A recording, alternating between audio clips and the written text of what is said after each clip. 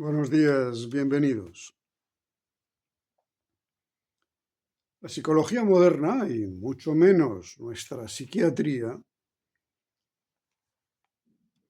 no afectan que puedan existir estados mentales muy superiores en calidad a los que gozamos y sufrimos en este mismo momento, todos nosotros. O sea, esta consciencia ordinaria que tenemos colectivamente compartida ahora mismo. Sin embargo, creo que esto es un hecho indudable. El hombre vive en medio de una realidad gloriosa, se la mire por donde se la mire. Sin duda, la realidad cósmica y natural en la que vivimos todos es grande, inmensamente grande, compleja, inmensamente compleja, sutil, absolutamente sutil y bella,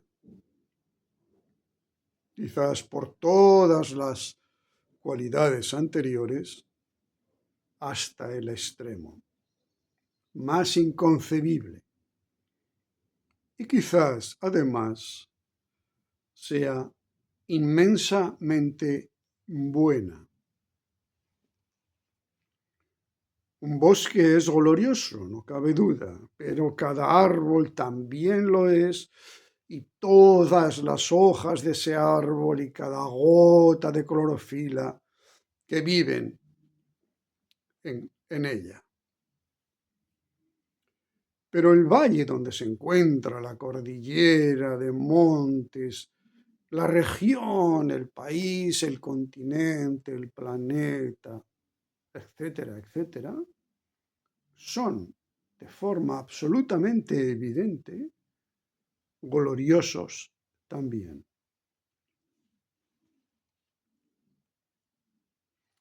Por ello podemos decir que el hombre, todo hombre, vive toda su vida en esa misma gloria, pero en dos modalidades, podríamos decir. En cuanto dormido de la gloria, dormido a la gloria, inconsciente de esta gloria, o más o menos despierto a esta gloria envolvente.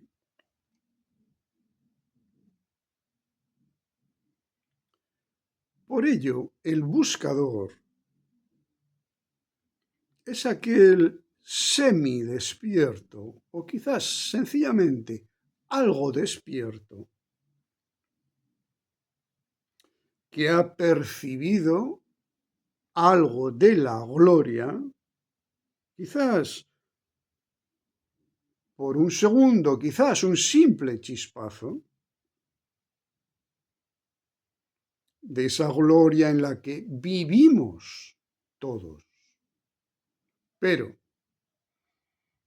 es aquel que no olvida ese instante y probablemente el buscador quiere volver a ese momento de gloria, hacerse consciente de una forma más o menos continua de esta situación gloriosa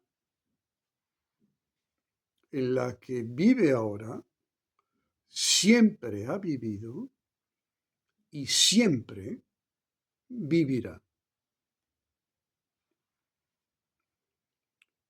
El no buscador también percibe y reconoce la gloria de alguna forma. pero aparentemente,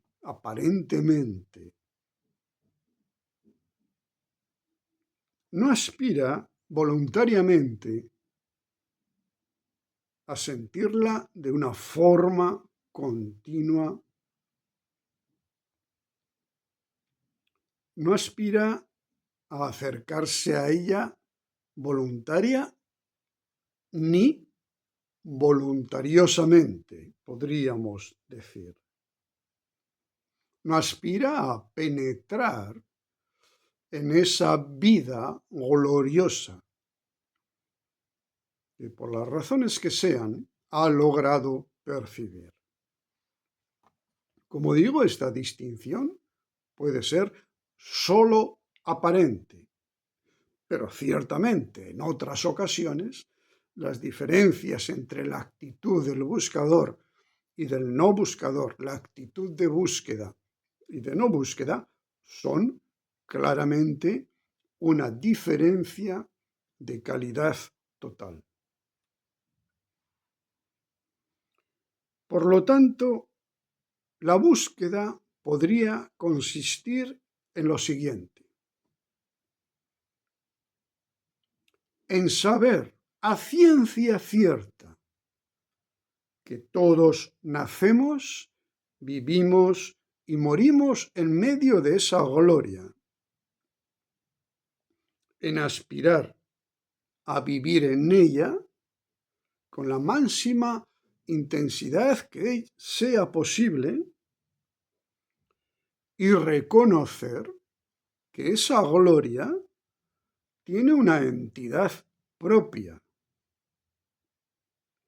que existe por sí misma sin mí.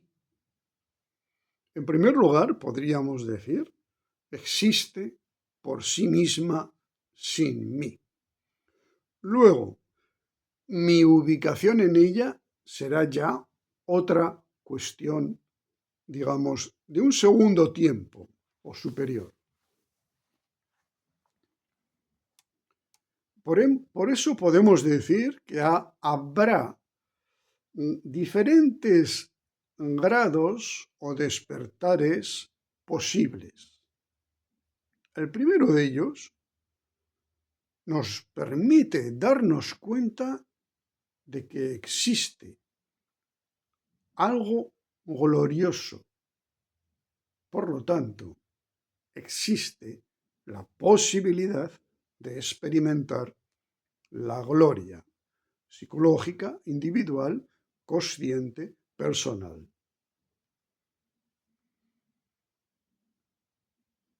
Nos podemos dar cuenta de que esa gloria existe por sí misma. No es la creación de nadie ni de nada de lo que yo conozco. Tiene un ser propio en sí mismo. Además, podemos percibir que yo haga lo que haga, no la puedo crear. Puedo acercarme a ella, residir en ella, participar de ella. Si se quiere, hundirme, ahogarme, desaparecer en ella, pero que nada de lo proveniente de mí puede crear más gloria de la que ya hay.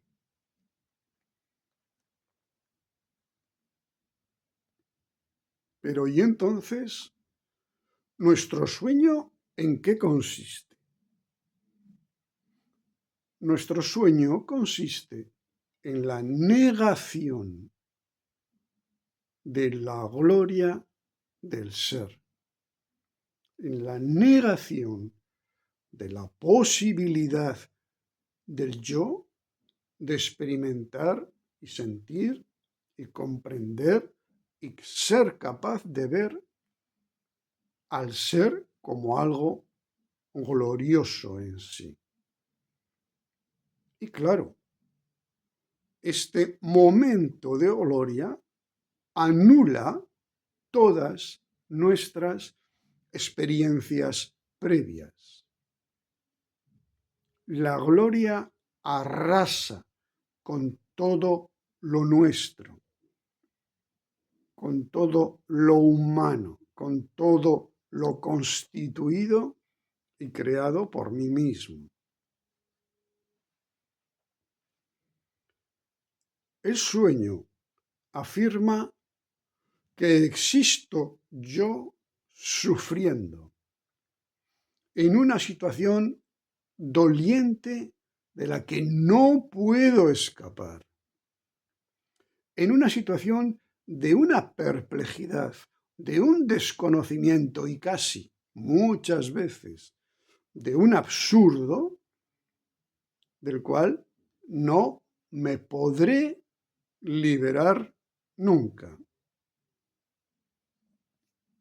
Pero el sueño nos afirma que yo existo por mí mismo, que yo me he creado a mí mismo de una forma completamente independiente de las fuerzas que están alrededor de mí, del ser en el cual existo, de la vida que me ha dado mi pequeña vida personal. Me considero autosuficiente, independiente y de alguna forma autocreado. Un sentimiento de autonomía que podría ser positivo sentir, pero que la modalidad en que nosotros lo sentimos es absolutamente negativa. Yo me siento frente y confrontado a la realidad. Yo existo por mí mismo. Y además, en el sueño creemos que yo me voy a seguir creando desde mí mismo, por mí mismo, sin limitación. Y no comprendemos las realidades, las energías, las fuerzas, los elementos de conciencia que me permiten constituirme como un yo. No reconocemos nada detrás de nosotros, delante de nosotros, antes de nosotros. No reconocemos ni reconoceremos nada después de nosotros. Y además, el sueño nos hace ver, creer, comprobar en realidad que no hay nada más allá de mi yo. Hay cosas, pero nada tienen que ver con mi yo. Por lo tanto, son secundarias, son poco importantes. Las galaxias son muy grandes, pero ¿y mi yo? ¿Qué tiene que ver con una galaxia? ¿Qué tiene que ver con una nebulosa de galaxias? Mi yo es absolutamente independiente, me parece sentir, de la infinita realidad que me envuelve. En el sueño nos sentimos autónomos e independientes y autocreados, pero de una forma completamente artificial y errónea.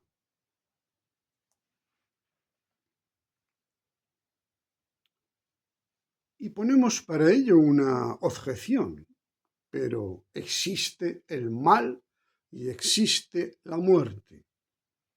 Existe el dolor, ciertamente, existe el sufrimiento, ciertamente.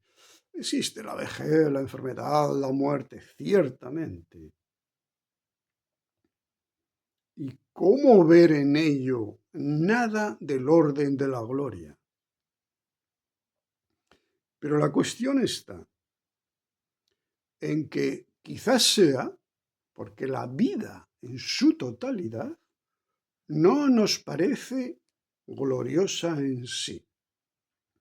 Si la vida que ahora yo puedo percibir aquí sentado, la pudiera percibir como gloriosa, quizás también podría haber la gloria que acompaña al proceso de la muerte. Gurdjieff llamaba a la muerte el sagrado rascoarno, una palabreja que nada quiere decir, pero el sagrado proceso. Y por supuesto, múltiples tradiciones nos hablan de que la muerte es un portal para la consciencia, no para el cuerpo, ciertamente, sino para la consciencia. Esta duda se puede ir resolviendo progresivamente a medida que meditamos o a medida que vamos despertando.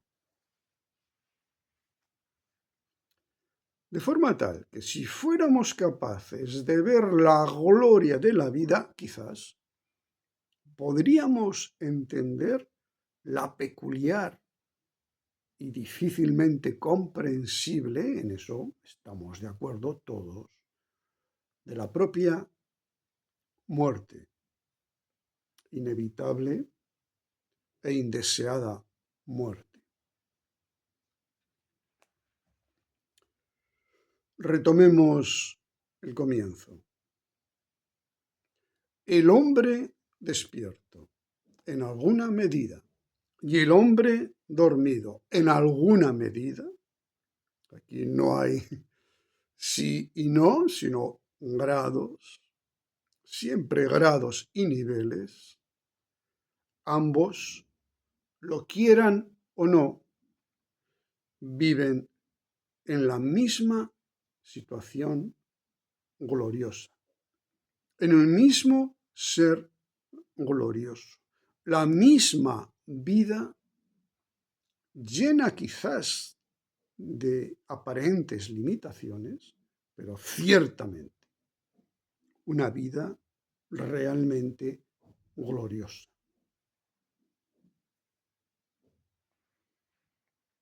Y la psicología, y por supuesto la psiquiatría, debiera reconocer que igual que existen estados de sufrimiento de variada intensidad y calidad, en eso somos expertos, en reconocer el sufrimiento de la consciencia humana. Debiera reconocer la posibilidad de estados mentales que correspondieran a la gloria del ser, a la gloria de la vida, a la gloria de la realidad. Pero no están en los libros de psiquiatría. Estados mentales que podrían remitirnos al éxtasis, la alegría sin objeto alguno, la gloria del vivir, la gratitud por el ser que nunca se perderá. Todavía con la vida podemos tener dudas, pero el ser nunca se perderá. Una vez que amanecemos en el ser, somos para siempre en el ser, en la forma que sea. Así que la psiquiatría, particularmente, podría admitir que existen estados mentales, estados de consciencia, posibilidades de consciencia,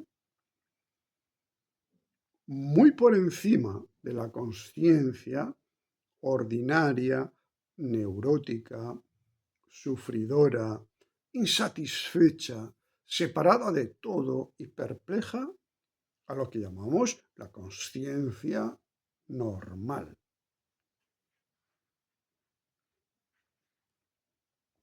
El problema es que, dado que la ciencia psicológica y psiquiatra niegan estas posibilidades de experiencias gloriosas y trascendentales, los hombres no las podemos reconocer nítidamente. Por supuesto, todos los hombres tienen a lo largo de su vida momentos de gloria consciente, en muchas ocasiones incluso, pero no son reconocidos porque no tenemos ninguna preparación ni ninguna cultura para reconocerlas. Y por ello, en general, son olvidadas, porque son experiencias de las que no podemos hablar, no tenemos lenguaje para hablar de esas experiencias trascendentales y gloriosas. Y por ello, dado que no las rememoramos con nuestro lenguaje, se olvidan y se pierden con enorme facilidad. Esto sucede con todo. Aquello en lo que no pensamos porque no podemos hablar sobre ello, se va a olvidar. Es la primera ley del funcionamiento de la memoria humana. Estos estados de reconocimiento de la presencia de algo glorioso no son personales, no son individuales, no son particulares. Cuando alguien accede a reconocer la gloria, de acuerdo, reconoce su gloria, pero sobre todo reconoce la gloria de todo y de todos por igual. En realidad, estos estados entran dentro de la categoría de lo que es estados impersonales, estados que se experimentan sin personalidad o con poca personalidad. Transpersonales, más allá de mi propio yo. Y sorprendentemente son estados que yo alcanzo, pero que son comunes a todos. Y además son compartidos por todos. Es como si un ciego descubriera que hay sol. Por la razón que fuera, es curado de su ceguera y reconoce que hay sol, pero va a ser mi sol, no cabe duda. Pero es nuestro sol y es el sol de sí mismo, el sol para sí mismo. El descubrimiento de la gloria no es el descubrimiento de un bien privativo, sino de un bien común.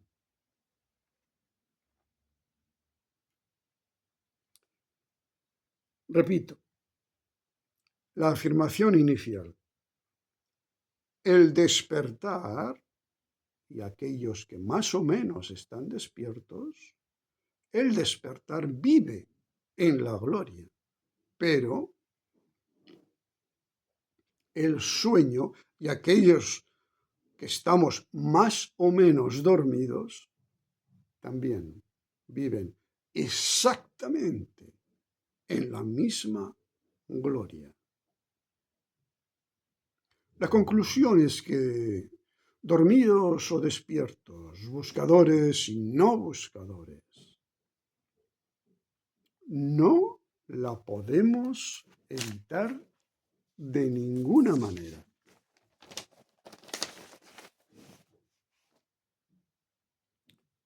Y ahora viene una pregunta práctica.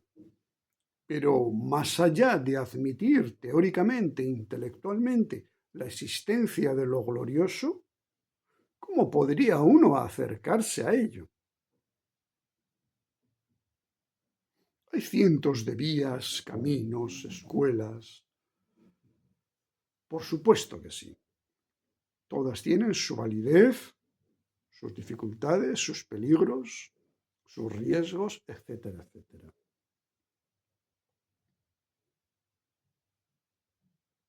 Pero desde la posición de cualquier yo pequeño, como el mío de ahora, el yo pequeño tiene, todo yo pequeño, muchas posibilidades de acercarse a sentir y a vivir esa dimensión gloriosa que no anula las dificultades de la vida humana.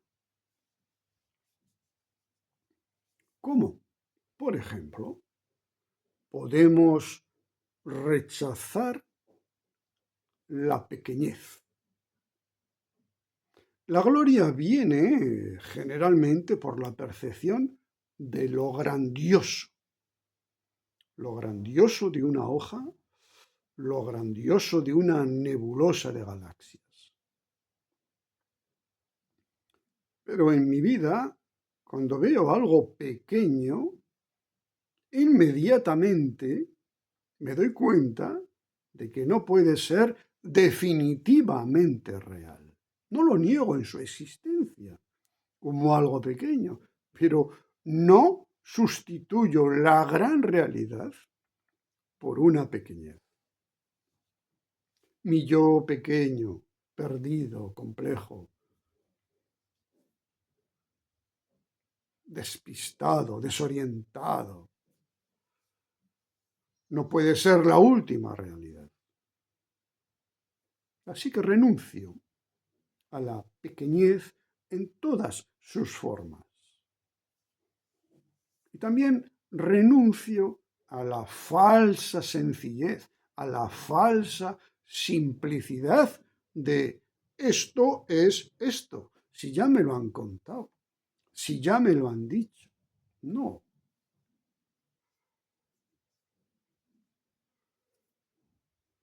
Nos han enseñado, soy esto y solo esto, siento esto y solo se puede sentir esto. Creo en esto y, por supuesto, no se puede creer en nada más. No. Esta simplicidad completamente engañadora es un enorme obstáculo para que yo experimente lo glorioso que puede ser el pensar, el sentir y el estar en la vida.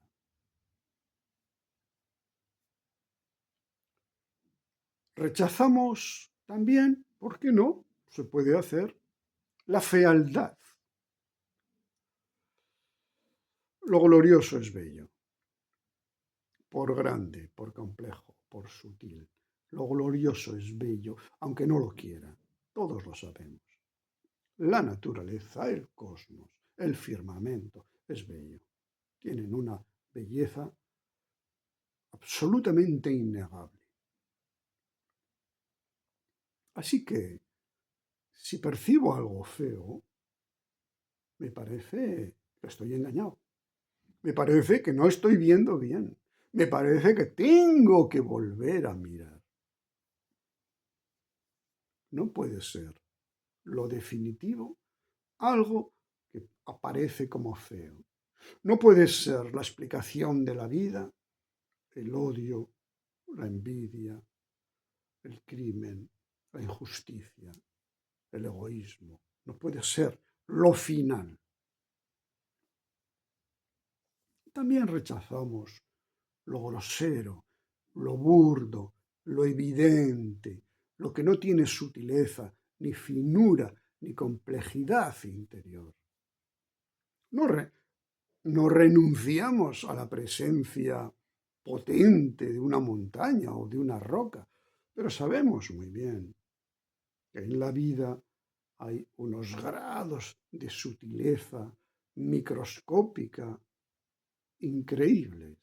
Y yo quiero conocer no solo la interioridad de lo que sería el átomo o la interioridad de lo que sería la célula o la interioridad inmensamente compleja de lo que es un cuerpo humano en su totalidad. Así que renuncio a ideas burdas, emociones, digamos, burdas y creencias, evidentemente burdas de esto es así porque esto es así. A mí me lo han dicho, a mí me lo han enseñado, yo lo creo, esto es así, se acabó.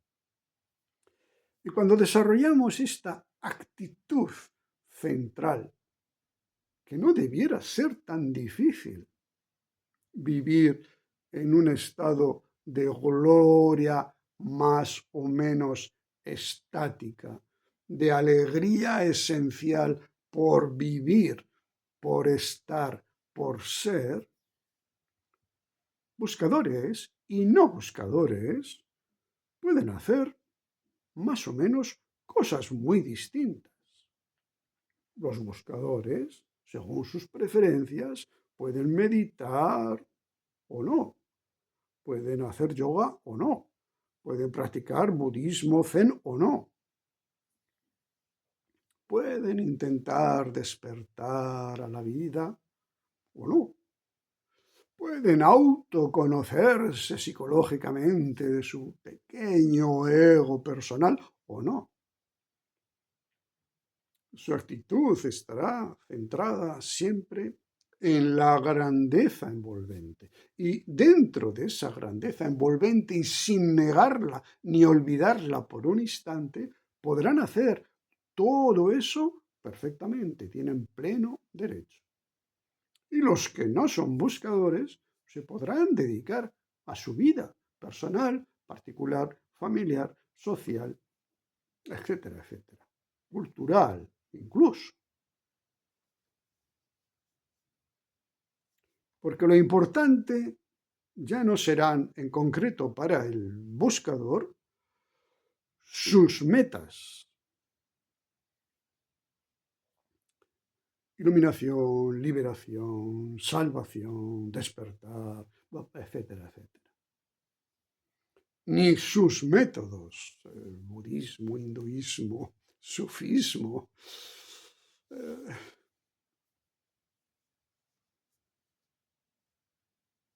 sino una actitud emocional e intelectual absolutamente central. Porque el hombre habrá visto, habrá reconocido, habrá valorado y no querrá olvidarlo algo del orden, de lo trascendental que nos ha sido dado en origen y que ninguna mente tiene el derecho a olvidar. Y con ello el buscador se dirigirá a su búsqueda y el hombre ordinario se dirigirá a su vida. Muy bien, pues muchas gracias y hasta otra ocasión.